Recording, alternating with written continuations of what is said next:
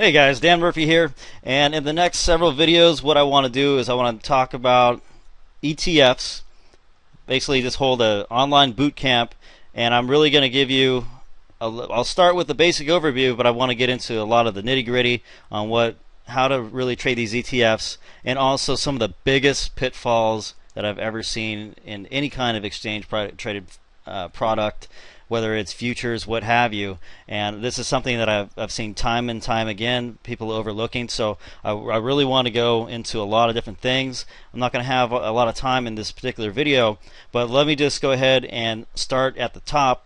And my good old Uncle Clarence always said that the best way to clarify things is to start at the beginning. And so why don't I just go ahead and do that? So the easiest way I can say that I can explain an ETF, the exchange traded fund, and again, it's all about simplicity. I think that if you're ever teaching anybody, start with the most basic idea and don't get all complicated. And that's really what I want to do here. And bear with me if you've already been through this. I'm sure you probably have. But it's just like when I went to school, we always had a little semester of a couple of weeks of the semester kind of reviewing things that we did in the past. So in each ETF, exchange traded fund, all you really have to know is this, that it's a fund that trades like a stock. So I'm sure you probably bought stocks in the past, it's all been all the rage, but the trend in the direction that most investors are going is now to ETFs, because they trade just like a stock. You don't have to worry about a lot of busy work keeping track of 10, 15 stocks. I have no idea why people are still doing this. And if I was on CNBC on that certain show, here's my diversified. I would say go buy SPY. End of show. Kick me off of CNBC. I'd never be on again because I could care less about individual stocks. It's the ETF trading is where it's at, and let the market tell you where the market wants to go. And by that I mean this particular ETF, SPY, is a ticker symbol for the S&P 500 index. That's 500 of the largest stocks in America. It has the biggest volume of anything in the market, averaging right now at about almost a 250 million shares traded daily. This is a huge market, and really this all started back in '93, so these things aren't very new. But what is new is we started having, about 10 years ago, we had different sectors in the market.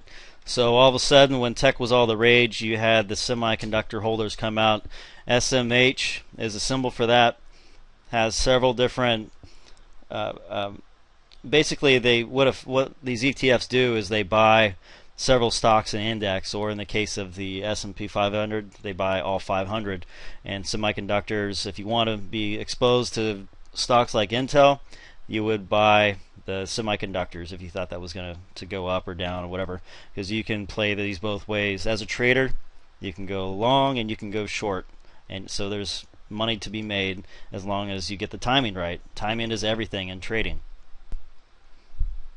But these kind of ETFs were all the rage for a while, and you could even trade the Qs if you wanted to trade the NASDAQ 100 and trade technology. It's a huge market. There are almost 70 million shares traded daily on that particular ETF. And again, if I see no reason why people are trading individual stocks when you can go put your money into these different sectors, and especially if you know this stat, that 80% of mutual fund managers, so mutual fund money managers, they underperform the S&P 500. So remember that symbol I showed you before, SPY? You're likely to beat the majority of money managers if you just go ahead and trade that yourself. Pure and simple, end of show. That's how you become diversified. Now, I don't want to just talk about that. That's really just the basics. I've got a whole lot more to cover here and probably not a whole lot of time. It's going to be split up into a lot of different videos, I would think. I want to talk about the here and now and what the trend is with trading these ETFs, because we've already been through all these different ETFs being traded for years now. You could trade different sectors. Now there's three different trends that are going on right now, and these ETFs are becoming more and more leveraged. So basically, instead of just buying the index, now they're buying multiples of the index on margin, or they can use swaps, a lot of different derivative products to simulate leverage. And they are also, there's basically a huge trend in inverse funds. So let's say that instead of buying the S&P 500 using the symbol SPY, I wanted to short the S&P 500 and bet that stocks are going now. Hugely popular. I would especially think so after that we've had this a bear market, a really nice rally coming back, and it looks like we're back into a bear market right now. And you could trade the symbol SH, and that would be the inverse of the S&P 500. And I'll go through each one of these. I just want to give you a broad overview here. And then there's a lot of commodities now being traded as ETFs. So let's say gold. You could just buy and sell gold through the ticker GLD. Now I want to give you a huge warning, and then I'll just go back to all three of these things. And before I forget, I remember someone asking me about this. Do I trade this particular product? And so we'll just I'll title this ETFs versus ETNs. Okay, I do not trade ETNs. Those things are basically, they're similar to ETFs, except it's basically good faith of the underwriter. We all remember what happened in 2008, right? Good faith goes out the window when the company goes bankrupt. So if you have an exchange traded note, well, that note comes from somewhere. It's from another company, be it a huge broker, what have you. That good faith is gone. I do not use ETNs. I do not suggest ever using ETNs because there is no such thing as good faith in this kind of environment. We've had these crazy products where people put their money into it was just a little bit higher interest than normal money market accounts, and then they couldn't get it back. Even money market accounts were blown out because they were using these crazy derivatives. And so now that market's blown up, I think that everyone's learned their lesson that you better know where you're putting your money. So I highly recommend trading ETFs only if you're going to use that strategy. And I don't like individual stocks. You have the same problems there. They blow up around earnings. You have all kinds of weird problems. Let's say you're trading biotech stocks. Well, all it takes is a couple of those blow-ups to really wipe you out. Just a lot of busy work, guys. Okay, so let me just get back to those three things I was talking about before. And that the first one is the leverage ETFs. And this started getting popular around 2008. So this is a very new trading method. And the leverage of these funds gets crazier and crazier, although it's now capped by the SEC, and I'll talk about that. So in 2008, you started having these highly leveraged funds, like 3 times normal leverage, let's say for the financials. And you also had a lot of 3 times funds come out. Now you can get it for small caps, like that mimics the Russell 2000. Real estate. And this isn't actual real estate, but the stocks that make up the real estate market. The list goes on and on and on. And so why don't I just use one of my favorites, and that is FAZ. Actually, I'll start with FAS. So what this does is mimics the Russell 1000 index for the financials. And why don't I just go into the other section I want to talk about too? So you have these funds that are trading at massive leverage, 3 times normal leverage. That's why they're so popular. You have over 40 million shares on average being traded in these, and they were just introduced a couple years ago. Now, every one of these leverage funds, they have an inverse fund, so there could be a minus 3 times leverage fund. So why don't I'll show you that right now. And the ticker for that is FAZ.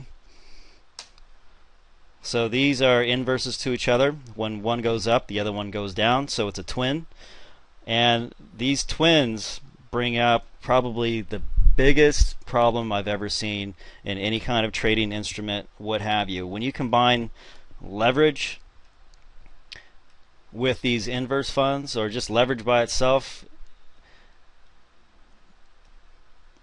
so for anything but day trading, these things are disaster. So that would be the equation. If you were to try to buy and hold one of these, that would just be an extreme disaster, and I'll show you that right now. The best way that I know how is just to show you when both of these funds started. And I'm going to go ahead and I'm just using TradeStation here. I want to make sure to get back to the beginning of when FAZ and FAS came out, and I just want to show you by example what that looked like. So FAS, and I'll plot both of them at the same time, and I'll just drag this over so it'll be on the same scale, and I'll just differentiate the charts. Okay, cool. So you can see, I mean, they're inverse when one zigs, the other one zags. I mean, it's pretty obvious. Now this short-term relationship gets totally out of whack because what they do is on a daily basis the entire fund is rebalanced. So rebalanced daily, and this messes everything up. Okay, so again the best way I can show you is to start at the beginning. So let's just go there at the start. So this fund opened up at 602. Okay, this is the inverse. Actually, it's gone through a bunch of reverse splits. That's why it seems so high. This number is extremely high, and that would make sense. FAZ is the inverse fund, so you would expect that thing to basically go down forever if the market's going to go up forever. So okay, it started off at 602.20. Now this other fund, FAS, and this should benefit when the financials go up. This one started off at 92.50. Now what's going to be crazy is when I show you what they are at right now. If we're going to go trade FAZ, and FAZ is the usual candlesticks right here, it's now at 20.39, and earlier that was at 602.20, and now it's gone to 20.39. Okay, so you'd expect that if one went way down, well, the other one should have went way up, correct? Well, no, that's not the case whatsoever. So we're looking at 92.50 is where it started, and now it's at 14.50. They both went down. Well, how can this be? This is crazy. Maybe a better strategy is to short both, and they'll just both decay over time. Well, if the volatility continues, that's probably what will happen. I think that trade might be a little played out. I've heard it being talked about since about the inception of both of these, and the reason why is I'll just give you a real simple example. So let's just say the financial index, the Russell 1000, you can pull up a chart of that on most any platform. Let's just say that well, it goes up 10% one day and then 10% down the next day. So I can just represent that by 1.1 times 0.9, and that would equal 0.99. So that's about a 1% loss if you have that happen in an index. So that's a pretty dramatic move. But when you start having that happen to these financial indices, and we saw a lot of dramatic moves, even here in early May we saw a completely dramatic move in these markets, in the markets themselves. Well, let's just see what it's going to come out to be. So you would expect a 3% loss if the regular index was only down 1%. You would expect a 3% loss. Okay, here's what really happens. Now this is a 3 times leveraged fund. So if it's going to be a 30% increase, and then the next day is going to lose 30%. So that's simple math there, right? That comes out to 0.91, which is a 9% loss. That's 3 times the loss that you would have expected in this particular strategy, and it's because of the extreme high leverage that's being used. That is why you had both of these indices since inception have gone down so far. These are rebalanced every single day.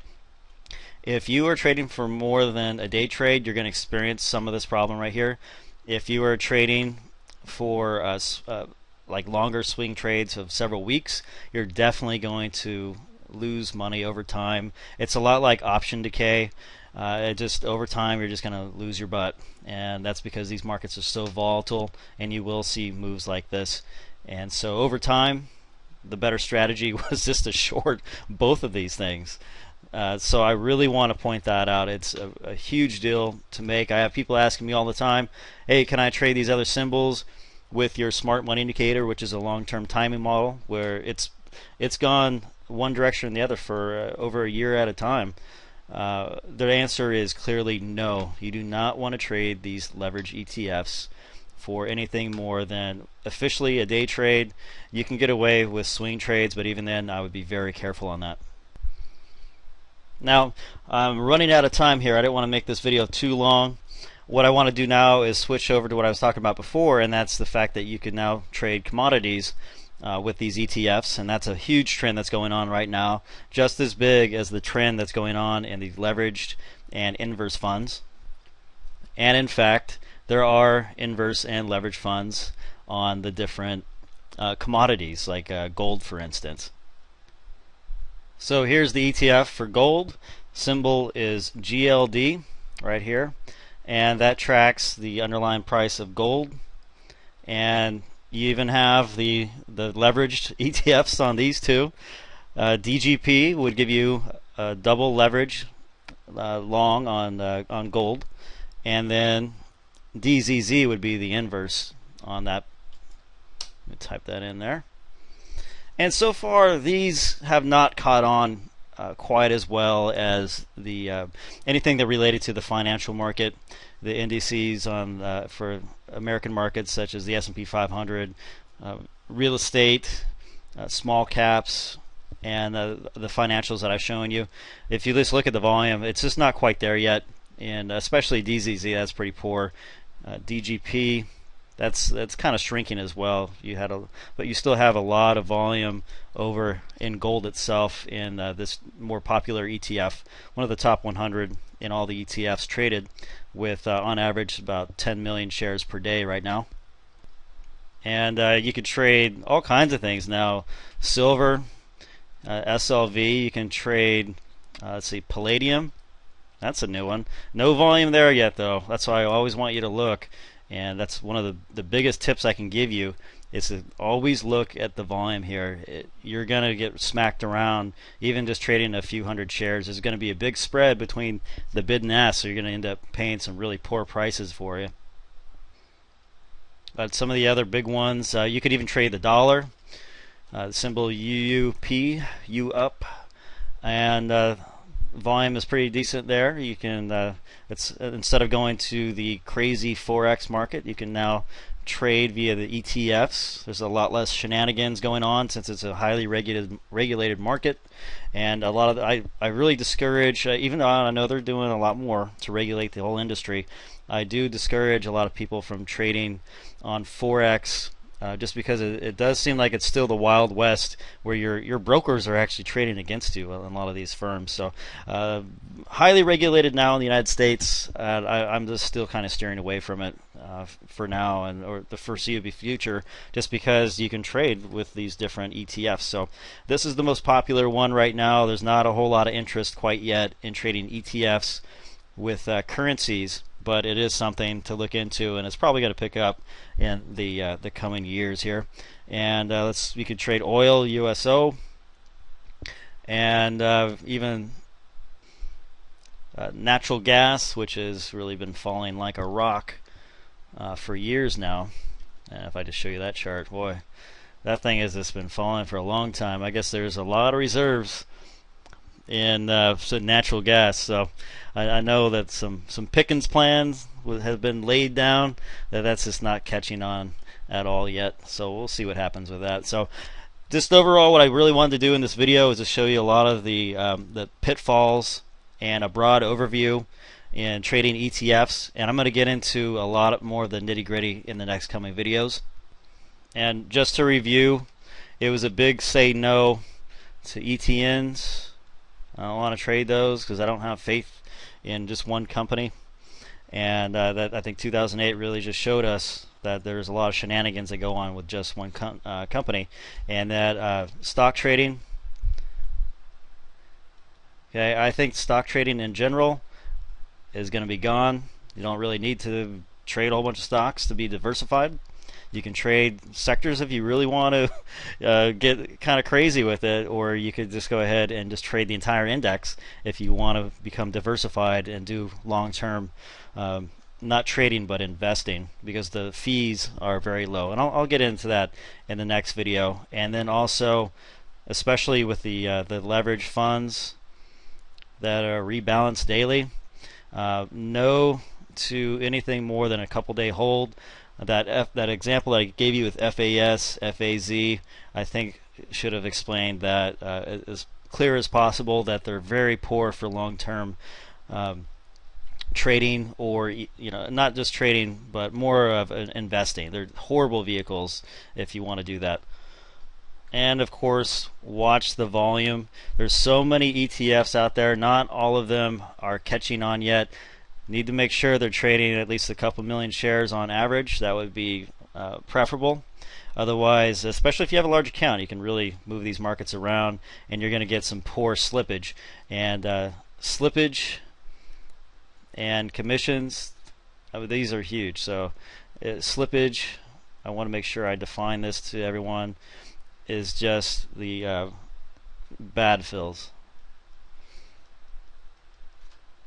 So when you have the bid and ask, well, you know what, I'll just get into this in the next video, and just save a lot of the meat for the coming couple weeks that I'm going to be explaining a lot more about this. So hopefully I give you a good overview about what's going on, and I'm going to give you a link right underneath here, and at this link is going to be an ETF list, so you can just see all the different resource ETFs, leverage ETFs, everything that's out there will be available at this link, and it's through a different company. I'm so glad that they decided to rank and organize these things and give you links so you could read a lot more about the prospectus and what the fees are and everything. Extremely low fees, but they can give you more thoughts into how these all the different ETFs are composed, whether it's swaps or the underlying stocks themselves. So go ahead and check that out. I will catch you next time. Thanks for listening. Dan Murphy signing out.